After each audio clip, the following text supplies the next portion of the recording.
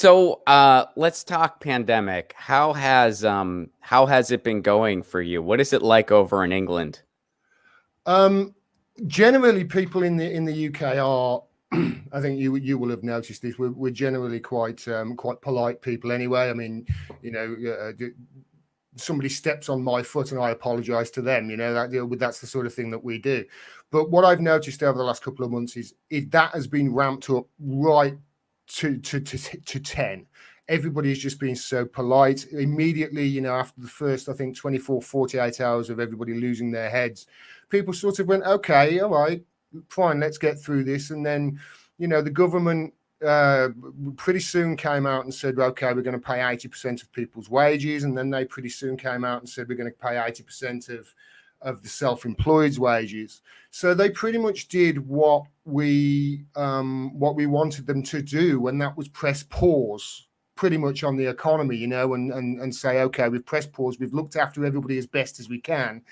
Let's try and get through this and see what to do coming out the other side. And everybody, seemingly, with one or two exceptions, of course, has complied. And honestly, you go out into the streets, Ron, and I go out and I've been on a bit of an exercise kick, as most people have during this pandemic. It's one of the things that, you know, we've all started thinking, hold on, we've really got to take care of our health. And, you know, I've been going out and exercising way more over the last few weeks and getting fit. And there's a hell of a lot more people over there than there was exercising. And also, we're all just being so nice and considerate, and, you know, everybody's saying hello and being courteous and practicing the social distancing. Everything over here seems to be, you know, we're okay, I think, for the most part. But then you look over, you know, to you guys over there, and you just think, what the hell? What's going on? You know, we seem to have I'll tell you pause on everything and said, right, okay, we'll figure out a way forward. And I was trying to explain it to somebody yesterday, what America essentially has done and how it differs to what we've done over here in the UK. And in America, your answer, I think in the 2008 crash, I heard Mark Blythe once give the analogy that it was the same, you know, when the crash happened and the bailout happened, it was like you wanted to put water in the kettle. And what the Fed did was jam a high-pressure hose through your letterbox and turn it on full. Hopefully, some water will get into that kettle. That's essentially how you did the crisis in 2008 and how you come out of it. This time, maybe you can explain it to me better, but it looks to me like how you're handling it is you need to put water in the kettle again. So this time you've lined the San Andreas fault with TNT, and you're going to create a tidal wave of water to wash over the United States in the hope that some of it will get in the kettle. And of course, people like you and I just sit in and think, just get the kettle and walk over to the sink and turn it on and put money into people's accounts because that's what they need. And for some reason, I love that analogy. I think the way I would put it, and you know, maybe you like this, maybe you don't. I would say that the kettle is the people, and we need water in the kettle. That's exactly what it is. But what happened was the donor class in Wall Street, they showed up with a bucket and they were like, fill up this bucket. And the government said, well, are you going to share this bucket? Are you going to take what's in this bucket and put it in the kettle? And they were like, they were like, of course we will. And then they filled up the bucket. 4 or 5 minutes later, can I have some more water, please? Yes, exactly. Yes. They filled up the bucket and they were like, all right, cool, peace. And then the government goes, hey, we just got back from vacation that we totally earned. You didn't put any water in the kettle. Was that on purpose? And the banks in Wall Street were like, yeah, it was. We don't care. And they're like, all right, will you fill up our bucket again? Yeah, we'll do that. That's what's going on. Oh, and by the way, Gordon, they're about to fill up the bucket again. They're about to fill up the bucket again. I've seen that they're coming out with another stimulus bill, which doesn't help people. No, I mean, it's amazing. It's either 4 or 5. And I mean, I tweeted yesterday. I was like, all right, we still don't have an emergency UBI, you guys, but I bet the next one will for sure have one. Yeah, it's. I say, you know, people are going to be really hurting though. This is the awful thing about it. You know, people are going to be hurting, and obviously, you know, you've got no healthcare as well during a pandemic. I mean, this is adding to the problems. Like I mean, say, dude, I was gonna assemble a bunch of questions for you last night, but ended up getting stoned, and I kept thinking about how much I love Manchester and London. So when I went to look at my questions the next morning, it was just "Can I be your roommate?" written over and over again. So I was like, I can't do that. That's not professional. Oh dear.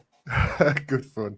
So we were talking a little bit off mic, and I'm curious to know what's going on there. What are they doing over in the UK as far as helping businesses out? Because I mean, here in the US, you always hear small business, but what that really is it's a dog whistle saying to the big corporations, "Hey, there's going to be a way for you to get a bunch of cash." Because what we did is we had these triple P loans, which they were supposed to help quote unquote small businesses, but what we designated a small business is quite loose over in the United States. So in reality, who ended up getting all this money?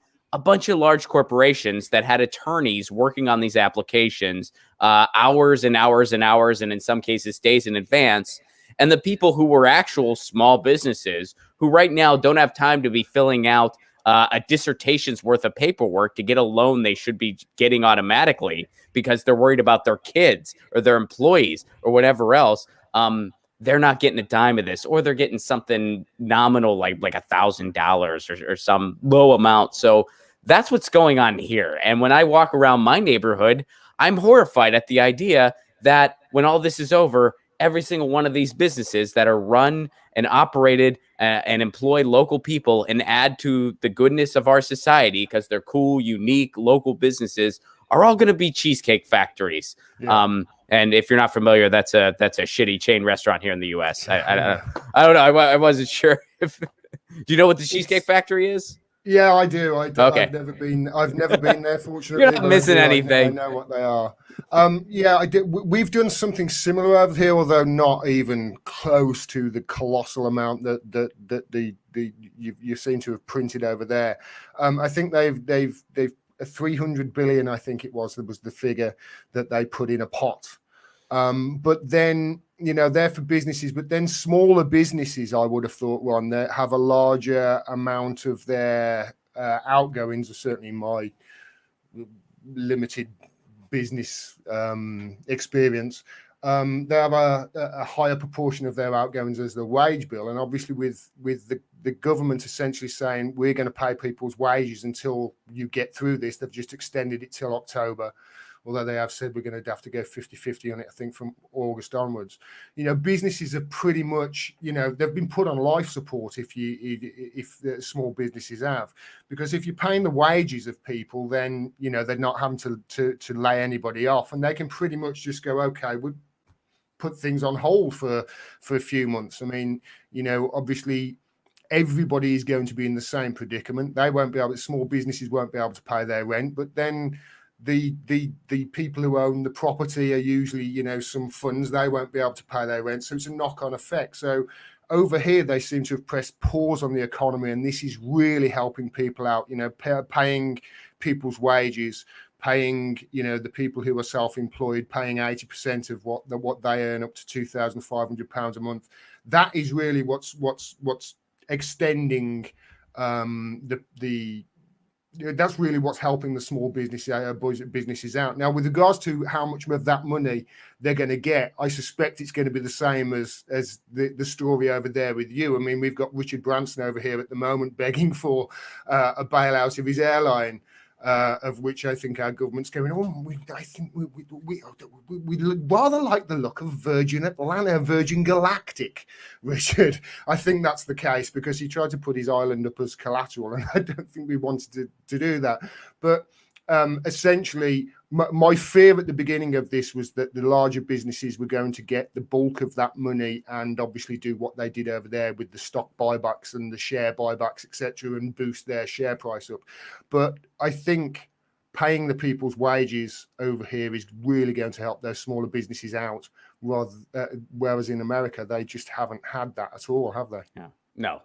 I mean, it's been, in so many ways, we have proven ourselves to not even really be a country at this point. And that's not an embellishment. We're just a corporation with state lines. I mean, Yeah. it's just like our response has been remnant to third world countries. And it's not that we don't have the resources. We do. We have the financial resources. We're just printing money. I mean, they even said that. They even said that on TV. They're just like, yeah, we just moved the decimal point to give these trillions away. And, you know, if you look into MNT, you know, well, we can do that for people too. They're choosing not to. And just bill after bill. To use another analogy, it's, you know, it's almost like a couple of months ago. I mean, obviously you've seen the film Titanic. It's like we're in the movie Titanic in the minutes after they've hit the big iceberg with we'll call it the iceberg COVID-19. And everybody's like, okay, some people got hurt, but they're all just stopping still. And it's like, well, we're not sinking yet. But of course, it's only later in the movie that the poor people will start drowning because they've been locked below decks and the rich have all buggered off in the lifeboats. This is going to be something that, you know, we're going to see going forward. Get your news on with Ron. Don't you want to know what's going on? We're getting our news on today. Get your news on with Ron. Don't you want to know what's going on? We're getting our news on today. Yeah, yeah, yeah. You can tweet me an article at Ron Placone. We'll go through it together and make it our own. Get your